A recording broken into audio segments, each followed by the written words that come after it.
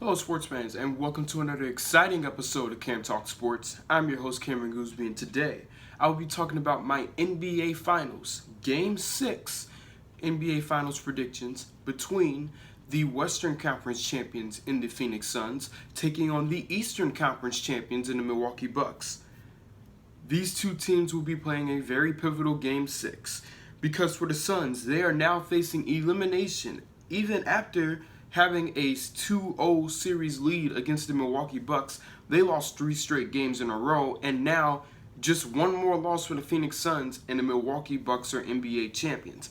And for the Bucks, I basically just explained what happened with the Suns. The Bucks have won 3 straight games, and now depending if they win their 4th straight game tonight, if they win this game tonight, they are going to become the new NBA champions.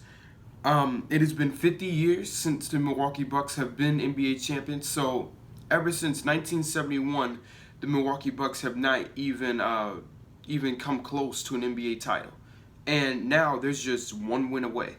And honestly, this is a very important game for both franchises. Not both teams, but like literally both franchises, because the Phoenix Suns, they haven't won an NBA championship like ever. And this is the closest they ever been to winning an NBA championship.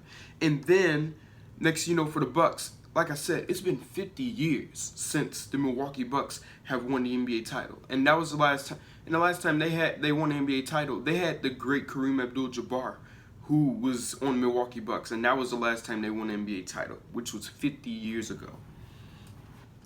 But heading into tonight's game, the Phoenix Suns, they are facing a whole bunch of heartbreak, a whole bunch of backlash from what happened in Game 5. Because in Game 5, just to explain what happened, in Game 5, they literally opened up in the first quarter. They were up 37-21 in the first quarter. And then next thing you know, they literally blew a 16-point lead in the second quarter when they allowed 43 points from the Milwaukee Bucks in the second quarter. Which, listen, I don't care what NBA team you are. I don't even care if you're, in my opinion, the greatest team of all time, the 1996 Chicago Bulls. I don't care what team you are. If you give up 43 points in any quarter, if you give up a 40 piece in a quarter, and it's a what's that? How do you even say that? If it's a very close game, you're not very likely to win that game, because that 40-point quarter, it really is going to add up at the end, and more than likely you're going to lose. And then next also in that third quarter, they also had a 36-point third quarter as well. It's like for teams that are trying to be, that are trying to win games, you can't be giving up no 30 plus or 40 plus points in a quarter, because like I said, that's a lot of scoring on one end. And then number two, if you give up a lot of points, that means you better score a lot of points, because if you don't score a lot of points and you give up a lot of points, you're going to more than likely lose the game. And it's not going to be let's just say it's not going to be a very good post-game press conference when you step up to the podium. So that's all I got to say about that. But the Phoenix Suns, they were down as much as 14 in the fourth quarter and everything like that. And, they came roaring back and everything like that. But the thing was, what really, in my opinion, what cost them the game was that 43 followed by that 36-point quarters by the Milwaukee Bucks. Because literally, in the first and fourth quarter, the first quarter they only gave up 21 points. In the fourth quarter, they only gave up 23 points. Literally, it was that second and third quarter where the Phoenix Suns defense just literally could not stop Giannis. They couldn't stop Chris Middleton. They couldn't stop Jrue Holiday. They couldn't stop anybody. And literally, championship teams know that defense wins championships. Of course, offense can win championships in games, but defense wins championships. Defense is one of the most important things to execute in basketball. And if you have no defense, then you can't win.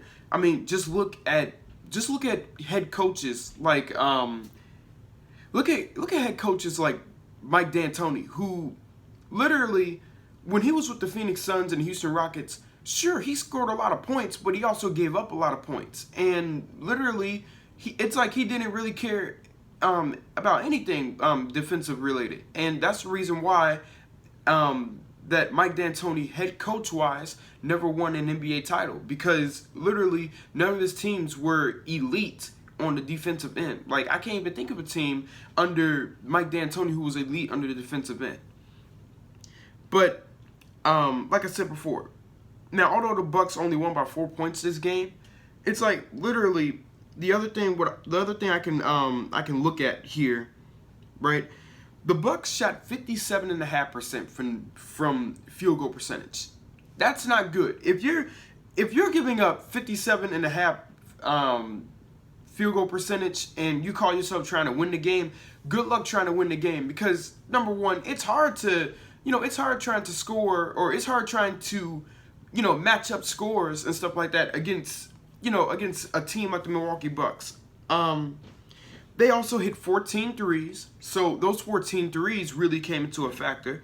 Now, free throws, the Bucks really got away with not hitting a lot of free throws. They were only 9 of 17 from there. So imagine if the Bucks were, at least hitting 70 or 80% from the free throw line, then they would have been, this would have been a blowout. The other thing, what I'm looking at, look at this. Since both teams shot a high field goal percentage, there was not a lot of rebounding in this game. Literally, the Bucks won the game, won the rebounding battle by a score of 37-35. And the Bucks had 11 offensive rebounds. So you can thank Giannis. You could probably thank Brook Lopez. You can thank a lot of people who was going to the offensive glass. They were going to the defensive glass. They were doing their jobs. But other than that, like literally the Phoenix Suns, they got outworked. Number one, on the rebounding category. Number two, they did not play good defense in game 5. They just didn't even play any good defense. If you're giving up 50, in the high 50s or 60% field goal percentage, you're just not likely to win the game. And sure, the Suns, they shot 55% from the field, but still, it still wasn't going to help them win the game if you're giving up 57% from the field goal percentage. That's just not going to win you ball games. Like literally, it was a high scoring game, but one just had to win, and literally it was the Milwaukee Bucks that won this battle, and now they're up 3-2 in the NBA Finals with a chance to win the NBA title tonight, thanks to 2 heartbreaking losses in a row.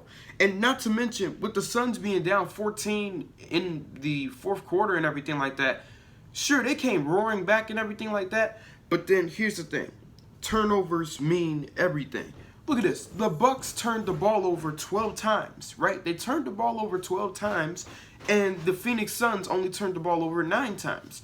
But with all that being said, although the Suns only turned the ball over 9 times, there was one crucial turnover in the fourth quarter which really ended the game for the Bucks, and which really won the game for the Bucks. Literally, Devin Booker caught an isolation play against PJ Tucker.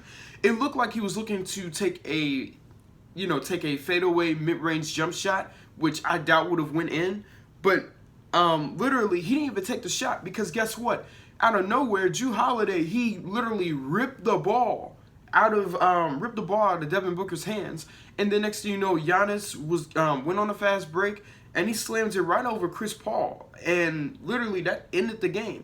And yeah, Chris Paul was also called for the foul and everything like that. But watch this. Like a crazy turn of events happened. Like right after, right even before Jrue Holiday ripped the ball away from Chris Middleton, literally I saw fear in Giannis's eyes when he was trying to shoot those free throws, because not only did he miss one, but he missed both of them. And it was a 1-point game. And with Devin Booker trying to take the lead, right after Giannis missed those free throws, Devin Booker tried taking the lead. He didn't even get a shot off, and literally the ball got ripped out of his hands by Jrue Holiday. Then next thing you know, literally on the fast break, Jrue Holiday dribbling the basketball. It's a 2-on-1. The next thing you know, he throws a lob up to Giannis, and he slams it all over Chris Paul's face. And wow, that was just a crazy turn of events for the Phoenix Suns. They had a chance to take the lead and they blew it, and Chris Paul took the worst of it, honestly.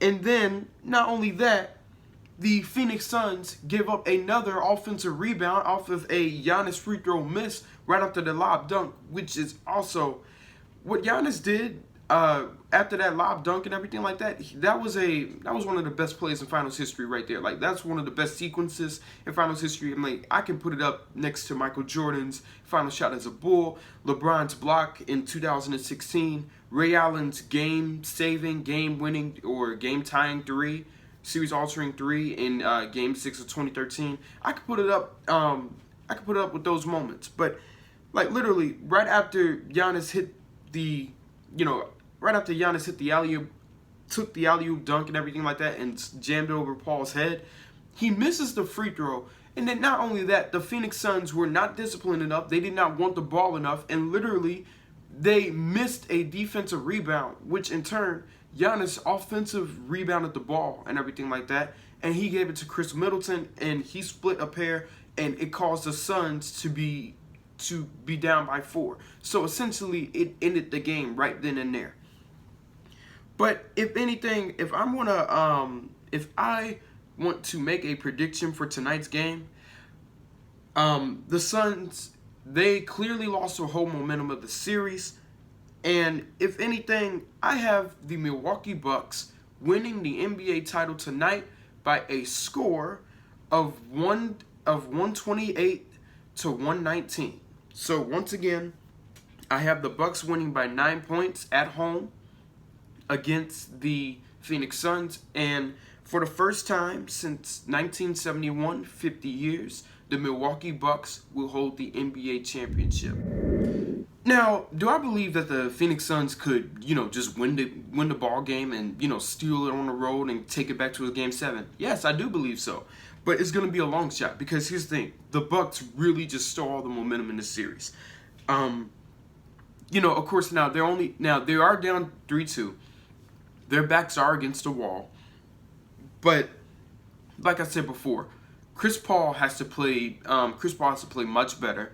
Number one. Number two, Devin Booker cannot be taking all the shots. If you have Devin Booker take all the shots, it's going to become a time where he's just ice cold and he's not going to have a very good ball game. DeAndre Ayton, he has to be a little bit more aggressive. They have to throw lobs up to him at the rim. He has to play much better on defense against Giannis. It's like Mikal Bridges, Frank Kaminsky, Cameron Payne, Jay Crowder, Torrey Craig. All 5 of those guys, they have to play a lot more aggressive if they want to have a 7th game in Phoenix. Like, literally, this is their chance. Like, those 5 players, this is their chance to shine in this series and just, take a lot of pressure off of Devin Booker and just have him play comfortably. Because if it comes to Devin Booker taking 33 or 34 shots like he did in Game 5, then I don't think the Suns are going to have a good chance of winning this ball game. But next for the Bucks, literally, all the Bucks have to do is just play the same way how they played in Game 3. They have to play. They have to play more physically on the rebounding. They have to play much more physically. They have to rebound the ball more. They literally have to shoot a high field goal percentage. Take shots in the paint. Brook Lopez cannot take too many 3-point shots. I already made the video, and I'm not even gonna go off on. Okay. Literally everyone has to just play smart basketball. If you play smart basketball, more than likely you're just gonna win the ball game. And like I said, with that being said, that's my keys to winning the ball games for both teams. Literally, the Suns have to be more aggressive in scoring in the paint. They have to play defense, and they can't turn the ball over. If they turn the ball over in crucial situations, then that could lead them to losing the game and losing the series. And then with the Milwaukee Bucks, if they do not keep the Suns to like 120 points or less, if they don't keep them to 100 points or less or anything like that, and they let them score over 120, then, like I said, it's hard for the Bucks to win that ball game, because the Suns can really become very hot when it comes to shooting the basketball and everything like that. But yeah, that's it for my keys to the game. If you guys like this video, I would like for you guys to go ahead and leave a like, leave a comment, subscribe, and hit the notification bell. And I will see you guys later.